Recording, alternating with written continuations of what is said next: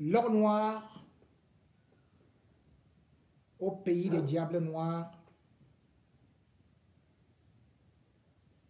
dans les couloirs du pouvoir,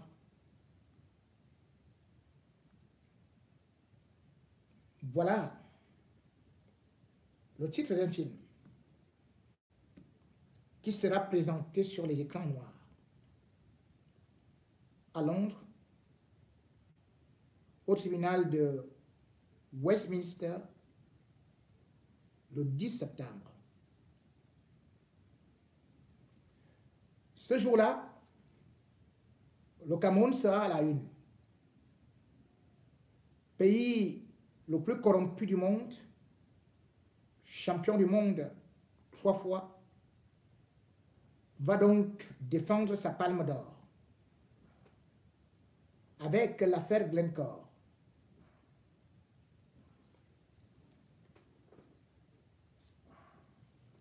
Tout est parti des aveux en mai 2022 d'un gang de mafieux traders arrivé au Cameroun pour prendre le pétrole, puiser notre pétrole, s'en aller avec ça à prix presque gratuit. Bref, à moins de 30% de la valeur mondiale, tout en mouillant la barbe de nos dirigeants. L'affaire a éclaté suite à une enquête ouverte aux États-Unis et aussi au Royaume-Uni par rapport à toutes ces magouilles qui étaient observées dans plusieurs pays du monde entier et dont le Cameroun en fait partie. À la suite de ce déballage, certains pays qui ont été cités, comme la RDC, se sont engouffrés pour demander le dédommagement. Et d'ailleurs, la RDC a obtenu 180 millions d'euros. Mais entre-temps, le Cameroun, où pourtant le rapport au départ prétendait-on, disait que les responsables de Glencore avaient offert 7 milliards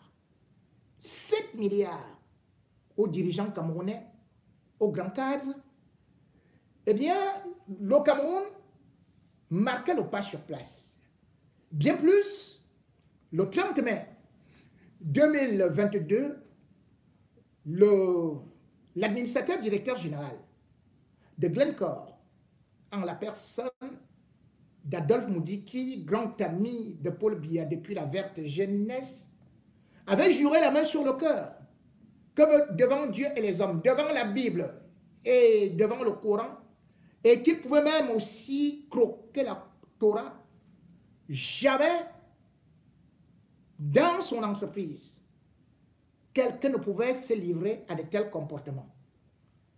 Chez lui, à la SNH, la Société nationale des hydrocarbures, tout le monde était saint, tout le monde était patriote et tout le monde servait habilement le pays avec tous les sacrifices que ça peut compter. Mais c'était mal imaginer et surtout mal connaître la détermination de la justice britannique qui finalement a continué avec le dossier. Et le 1er août 2024, voici donc une décision dont 5 responsables de Glencore sont inculpés pour des faits de corruption au Cameroun. Ils étaient d'ailleurs une douzaine. Mais pour l'instant, la justice britannique a d'abord jeté les phares sur 5 chefs de gang.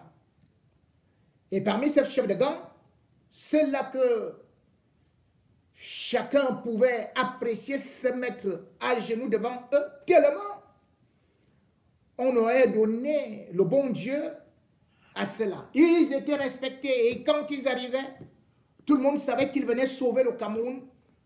Tout le monde savait qu'ils venaient nous distribuer de l'argent. Et pourtant, c'est eux qui se faisaient du beurre avec notre pétrole.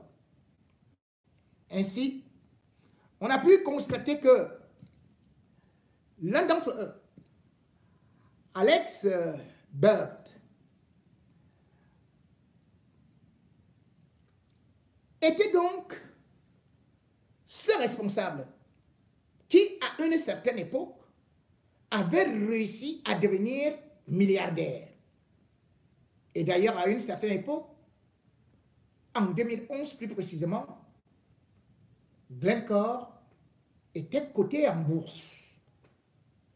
Tout le monde s'engraissait. Tout le monde était content, d'autant plus que même son adjoint, lui aussi, il est devenu multimilliardaire avec l'argent du Cameroun, Andrew Gibson. Pendant ce temps, les Camerounais tiraient le diable par la queue. Et en même temps, ceux-là qui gèrent le pétrole camerounais, eux, pouvaient tout simplement se dire, donnez ma part, je mange, je suis la bouche, au revoir. Au moment donc où l'affaire Glencore reprend de plus belle, c'est là où le 2 août, Adolphe Moudiki, c'est-à-dire le lendemain de l'inculpation, vient finalement sortir un communiqué, je ne sais pas si je vais le retrouver ici,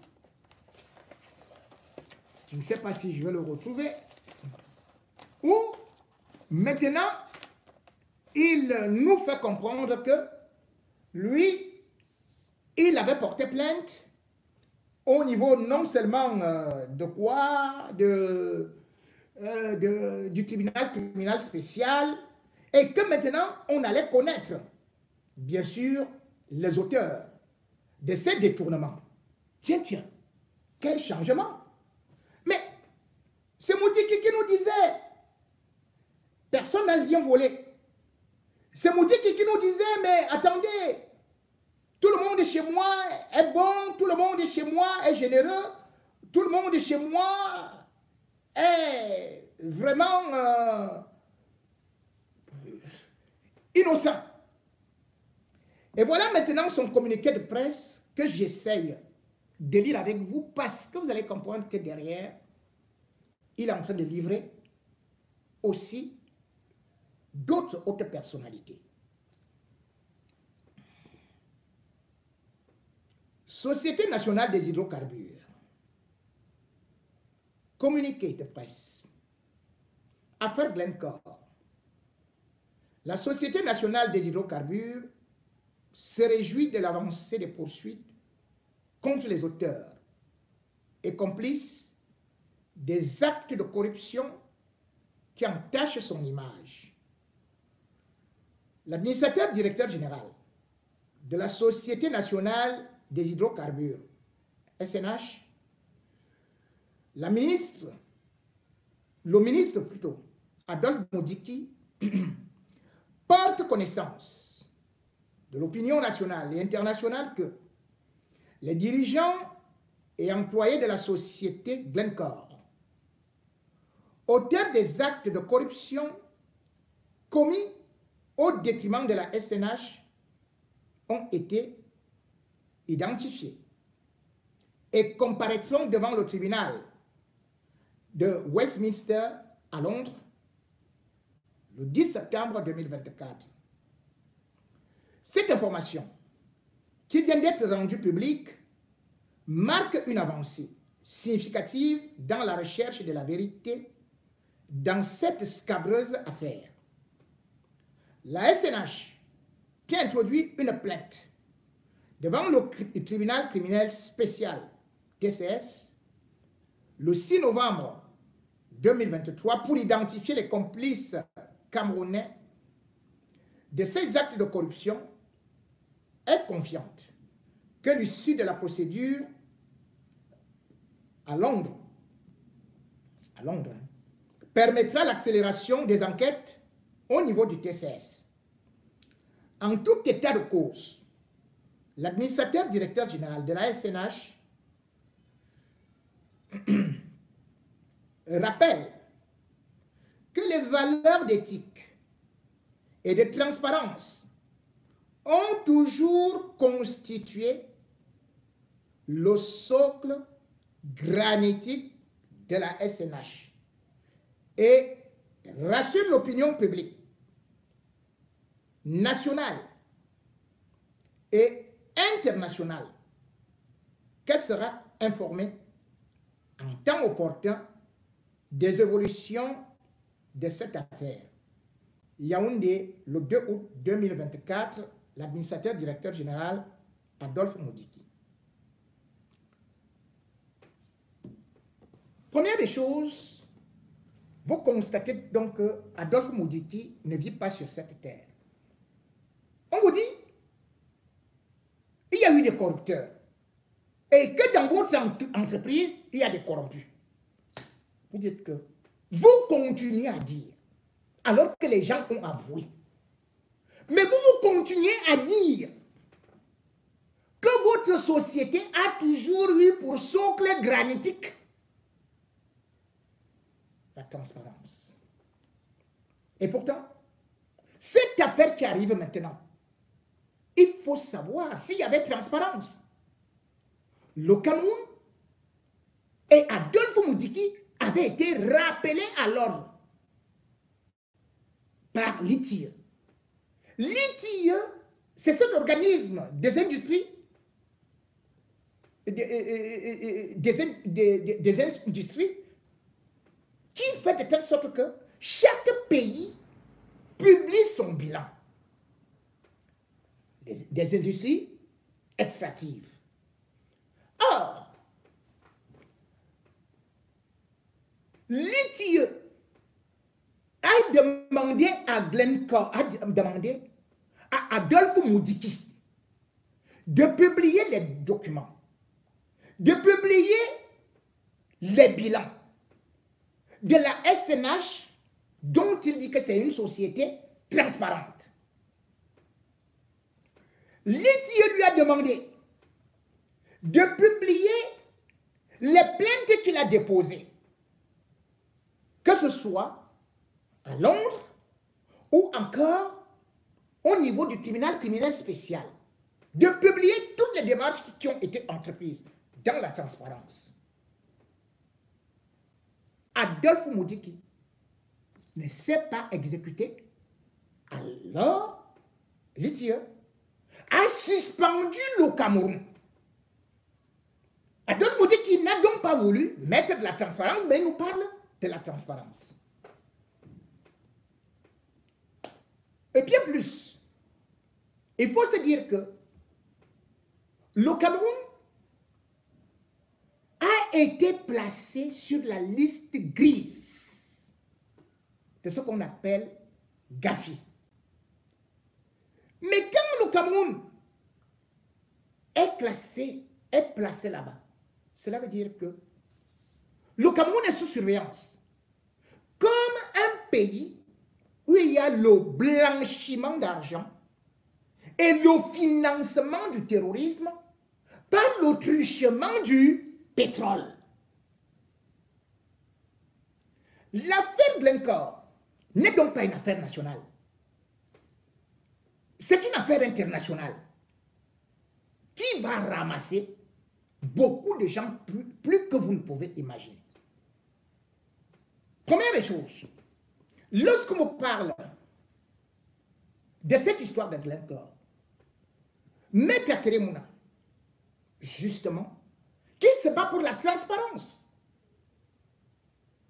et aussi les flux illicites en Afrique, avait saisi non seulement la SNH, mais aussi l'État du Cameroun, y compris le TCS, pour ouvrir une enquête, pour déterminer les causes, les responsabilités. Et d'ailleurs, le 11 juillet 2024, il a encore fait une sortie pour dire que c'est beaucoup plus grave que ce qu'on pense. D'abord, le rapport, il a été vicié. On nous a trompés. Il ne s'agit pas de 7 milliards. Dans le rapport, les responsables qui sont cités ont bel et bien déclaré qu'ils ont donné aux responsables camerounais de la SNH, de la Sonara, des hautes personnalités, plus de 30 milliards. Si quelqu'un avoue avoir volé 30 milliards, imaginez ce que ça peut être. Et dans les calculs donc, Maître Keremouna est revenu avec la réalité des prix. Le Cameroun a perdu dans cette affaire qui a commencé en 2007. On ne prend que 2007 jusqu'en 2018. 900 milliards de francs CFA. Qu'est-ce qu'on aurait pu faire avec cela? Beaucoup de choses. Qui a bénéficié de cet argent? On ne pourrait pas dire. Lorsque vous lisez cette lettre, que la présidence ne soit pas impliquée. L'affaire Glencore est surtout une affaire qui aujourd'hui, si elle éclate, c'est parce que, comme je vous ai dit, il y a Transparency International, il y a Maître Keremouna, mais aussi même des organisations religieuses qui ont demandé des comptes depuis fort longtemps parce que c'est un scandale hors norme. Il y a le service national, justice et paix, de l'Église catholique, qui s'est constitué, qui exige des comptes. Il y a le Conseil des églises protestantes du Cameroun, qui exige des comptes. Il y a l'Association islamique du Cameroun, qui exige des comptes. Et comme je vous ai dit, il y a Transparency International et la coalition Cameroun Publish What You Pay. C'est ici que ça devient intéressant. Parce que dans cette affaire, vous allez donc voir que l'État du Cameroun, de la tête jusqu'au sommet, ce sont des grands bandits.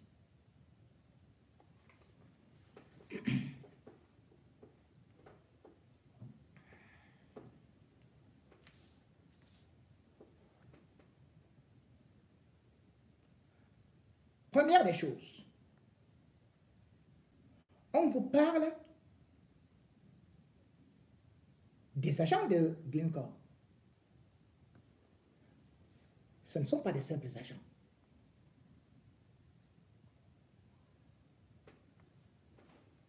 C'est le sommet de l'État. Ngongo, Chantal Biya doivent s'expliquer.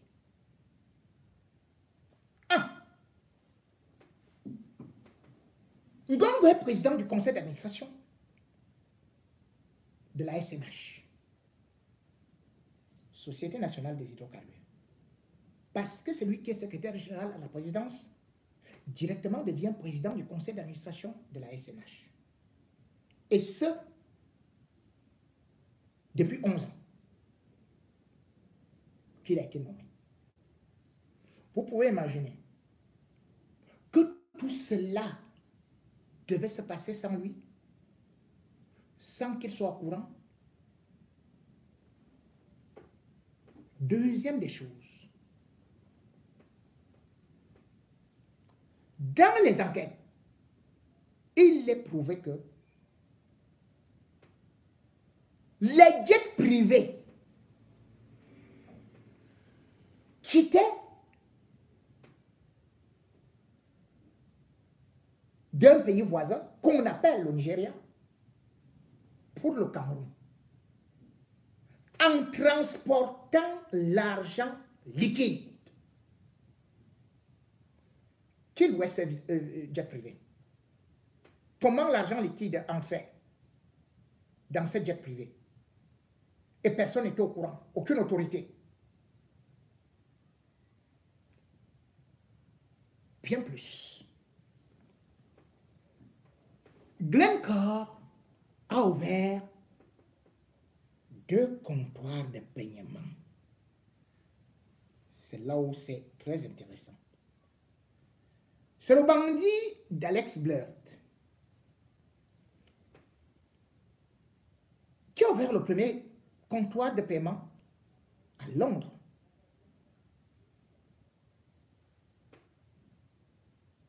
Comptoir de paiement, hein, liquide. Et ce comptoir de paiement a été fermé en 2016.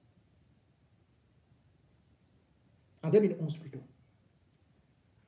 Le plus intéressant, c'est le deuxième comptoir aussi de paiement qui a été ouvert par Glencore. C'est à Genève.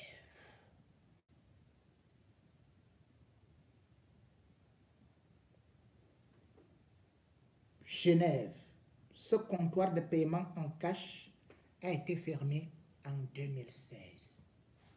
Et vous savez quoi? Où est-ce que Paul Biya va se reposer? À Genève. Où est-ce que Brenda prend son argent? À Genève. Et d'ailleurs, les autorités helvétiques ont été obligées de fermer, de bloquer, de suspendre le compte bancaire de l'ambassade du Cameroun en Suisse. Vous savez pourquoi?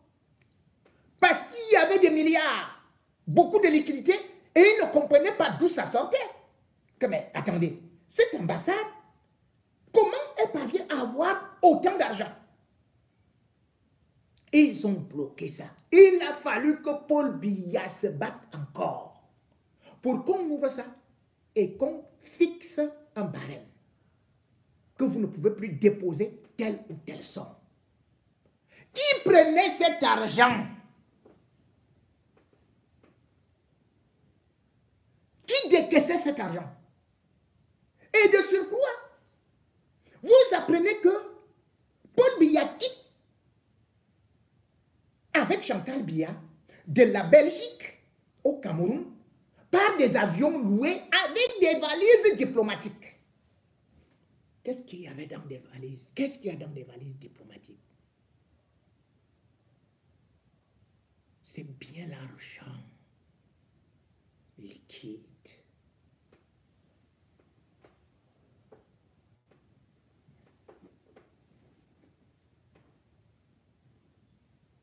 L'épouse de Moudiki était là, à la SNH.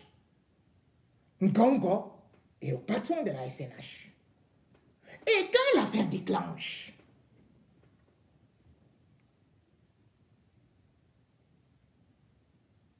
qui sont des personnalités qui normalement doivent être concernées par cette période-là?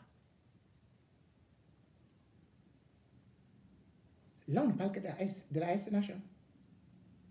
Mais c'est toutes les sociétés qui sont tout autour.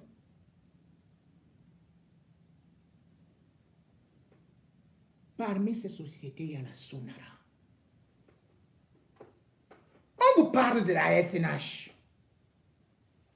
Le vrai gombo, c'est à la Sonara. C'est la Sonara qui vend le brut.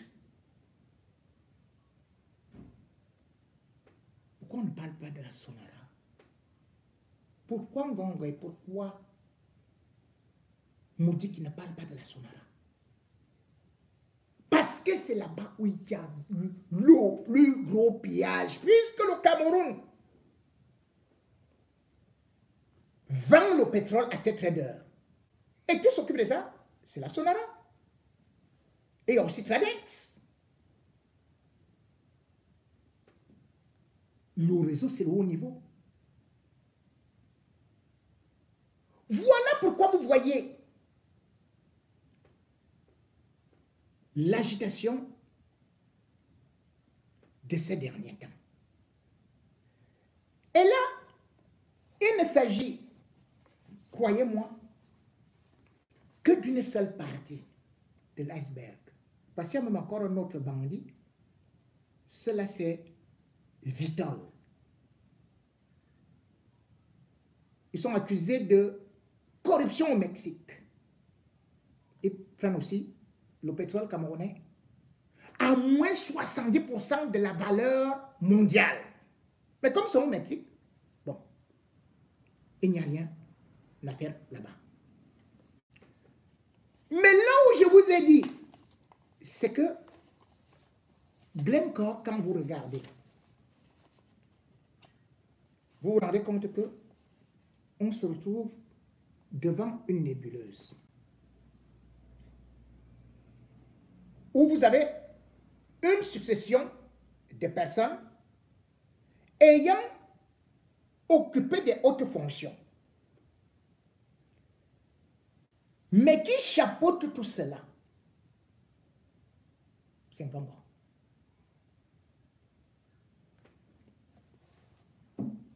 Je m'explique. Quand Gongo est nommé secrétaire général de la présidence,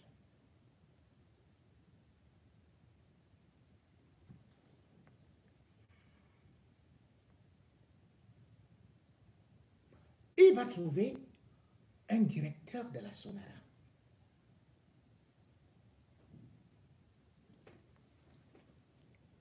Qui était là, je crois, depuis 2003. Quoi, il devait être là depuis 2003. Mais, attendez, je vais voir si mes dates sont exactes parce que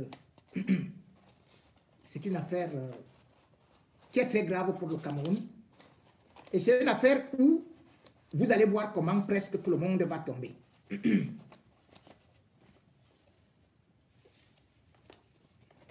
C'est Motouk. Je crois que c'est comme ça qu'on l'appelait. Oui, oui. On devait l'appeler, oui, c'est lui Motouk.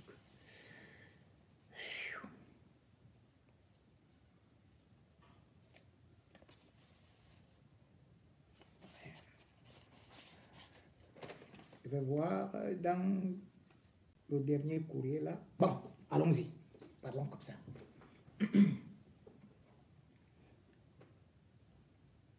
Ngongo va chercher à contrôler la Sonara.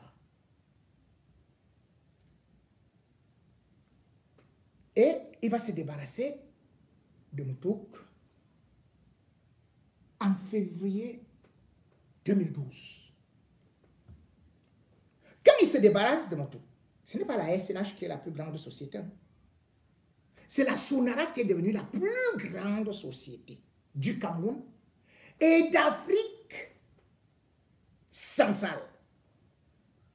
C'est-à-dire que Charles Motouk était parti de 240 milliards de chiffre d'affaires à 1000 milliards.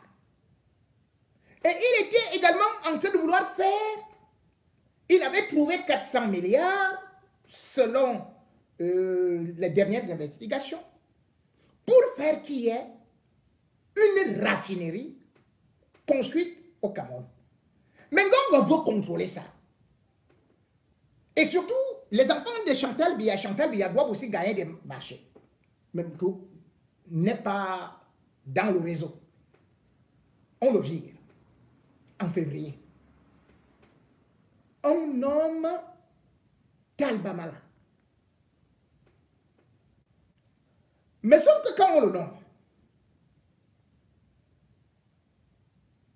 Motou va arriver au bureau parce qu'il avait été relevé comme ça. Il va dire que non, je suis venu pour essayer de récupérer mes affaires privées et tout et tout. On envoie les forces de sécurité alors que le président du conseil d'administration avait écrit et tout, que oui, je te laisse entrer dans le bureau. On a dit qu'il est venu détruire les documents. Voilà comment est-ce qu'il est allé en prison. D'abord à Boya, puis on l'a transféré à Yaoundé. c'est Ngongo qui était à la manœuvre. Il a d'abord été condamné pour 9 ans de prison parce qu'on a dit destruction des documents et patati et patata. Voilà. En attendant d'autres condamnations. Je crois qu'il a encore été condamné là en 2015 pour 15 ans de prison. Mais ça ne s'arrête pas là parce que ça va continuer. Quand il met maintenant son élément, qui est Al-Bamala, il arrive là-bas. Ils commencent donc à faire leur trafic. Sauf qu'ils sont incapables. Incapables de pouvoir même payer l'assurance. Et comme ils font aussi des magouilles, finalement, ils vont se décider à mettre le feu au niveau de la Sonara. Rappelez-vous, la Sonara s'est brûlée en 2019. Or, on nous disait que l'État avait investi, combien là? Pour 350 milliards pour élargir, pour agrandir la Sonara et tout, et que finalement la Sonara qui était à 2,1 millions de tonnes devait produire 3,5 millions de tonnes. Ils faisaient leur magouille comme ça. Mais en réalité, lorsque la Sonara brûle, c'est parce qu'il y a aussi des documents, parce qu'on voulait déjà faire. On avait déjà envoyé le Conseil supérieur de l'État. On voulait déjà voir parce que la Banque mondiale, le FMI, voyait qu'il y avait quelque chose qui ne tournait pas rond vers ce côté-là. Bim! On met le feu. C'est donc parti comme ça. Motu sera remplacé.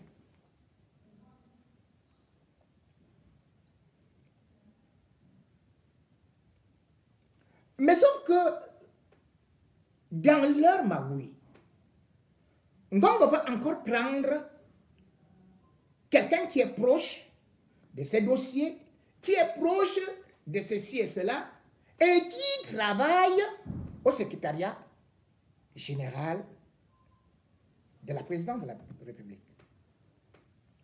Djoumou Simon. On le nomme là-bas. Il arrive là-bas, sans oublier que quand Talbamala quitte, il est déjà à...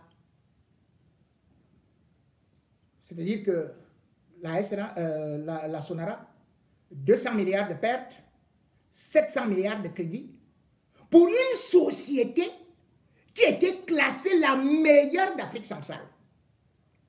Ngongo a réduit ça en néant, en venant avec des bandits, en nommant ses amis pour piller les caisses de l'État.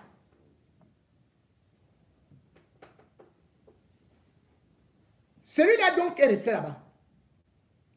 C'est donc eux qui ont continué, c'est-à-dire qu'ils ont trouvé qu'il y avait déjà le réseau où on volait le pétrole du Cameroun. Ngongo a installé un réseau incroyable. Tradex, c'est lui. Sonara, c'est lui. SNH, c'est lui. Vous avez vu ça dans quel pays? Maintenant, aujourd'hui, on nous parle donc de la SNH. Mais on ne parle pas de ce qui s'est passé au niveau de la Sonara. Vous savez pourquoi? Parce que Ngongo est parti à la Sonara. C'est-à-dire que quand il t'enlève, il vient avec un nouveau directeur, ils viennent, ils ont enlevé tous les documents qui pouvaient être des preuves de leur pillage à la Sonara. Actuellement, la Sonara n'a aucun élément concernant Glencore. Donc, comme je vous ai dit que ils ont fait brûler la Sonara, qui devait permettre à l'État de Cameroun, parce qu'elle était en extension, parce qu'elle devait maintenant faire le pétrole raffiné qui devait être utilisé. Mais on devait raffiner le pétrole sur place. Mais non, on préfère importer avec des bandits, avec des traders. On se fait des affaires sur le dos des Camerounais. Vous allez voir le procès là. Les gens qu'on vient de prendre là, eux-mêmes, ils vont parler. Et ils vont dire, ils vont verser. C'est là où vous allez voir les connexions Chantal Biya. Vous allez voir les connexions Ngongo. Et là, quand on parle de TCS, oui, on dit que Paul Biya, parce que Ngongo, c'est là où il ne comprend pas, le vieux père là. C'est Paul Biya qui a commencé à dire à l'autre là, Moudiki, qui l'a saisi. Comme lui-même il écrit, qui a saisi Paul Biya, qu'il faut une enquête par rapport à la SNH. Il sait pourquoi est-ce qu'il organise cette enquête-là, parce qu'il sait que ça va retourner uniquement sur Ngongo, qui avait tous les leviers et qui est là depuis des années, dont la période dont on vous parle là, ce n'est que la période Ngongo. Et le plus intéressant, c'est qu'il vous a dit quoi? Il avait demandé à Paul Biya de confier l'enquête à un autre Sawa, Laurent Esso. Bon, préparez les cellules. Kondengie, Kondengie, Kondengie nebe, Angongogo, Kondengie. Hey, chupa, avec un mot belinga, balater. Kondengie, Kondengie, Kondengie nebe, Hey! En tout cas, attends, Baravel, il a dit au secrétaire général, hein, quand vous êtes là, vous avez la signature.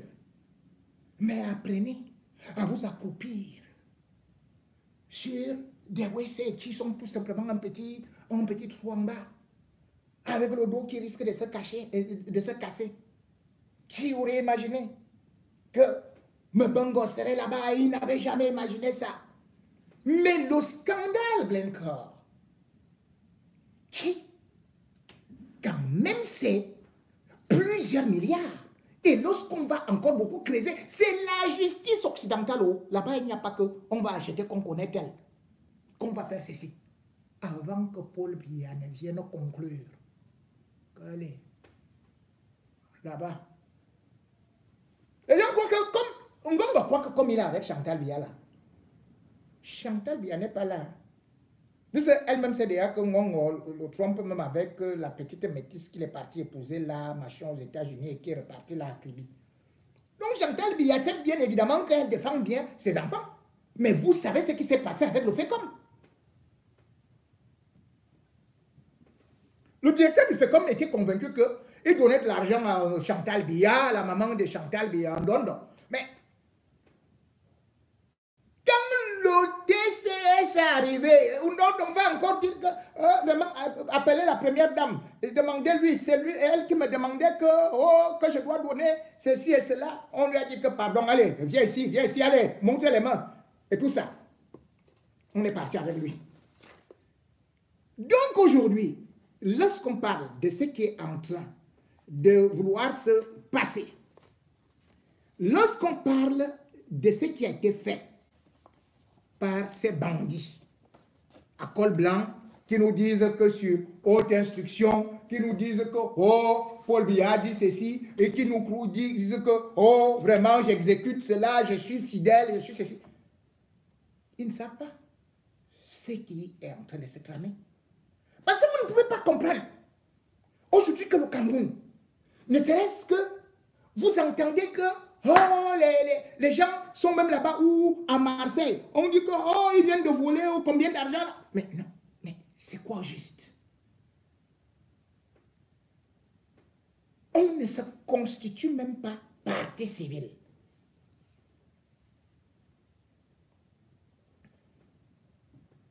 C'est Ngongo qui a géré tout l'argent du pétrole. Et je crois qu'au moins, il pourra avoir aussi l'honnêteté de dire je vais assumer.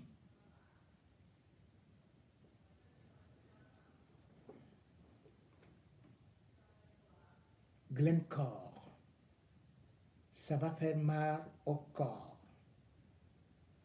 On va jouer au corps à corps. Certains auront des corps aux pieds. Oui, parce qu'on va les traîner par terre par rapport à tout ce qui a été fait. Il faut se poser des questions. On devrait poser une première question en Ngongo. Pourquoi? Où sont partis les documents de la Sonara?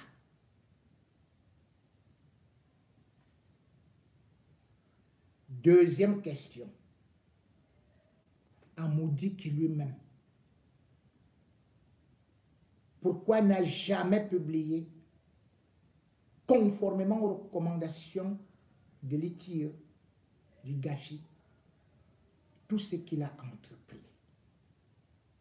Oui, lui, il est vieux, il est l'ami de Paul Biya, mais qui se rappelle que Mondosé, lui aussi était l'ami de Paul Biya. Et surtout qu'aujourd'hui, Paul Biya est en train de mendier de l'argent à travers le monde entier jusqu'à aller se mettre à genoux devant Nicolas Sarkozy. On est fini.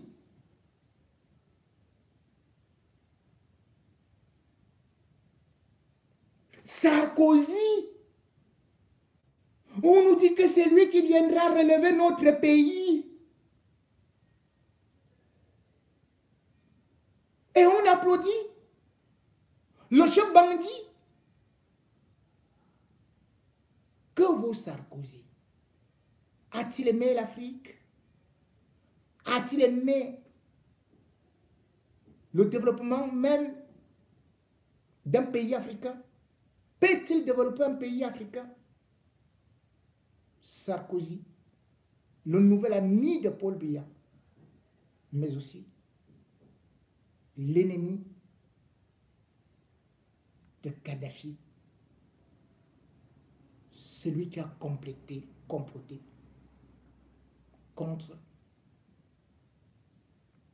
la souveraineté de l'Afrique, est maintenant devenu le médecin de Paul Biya. Il est devenu celui qui nous promet le paradis.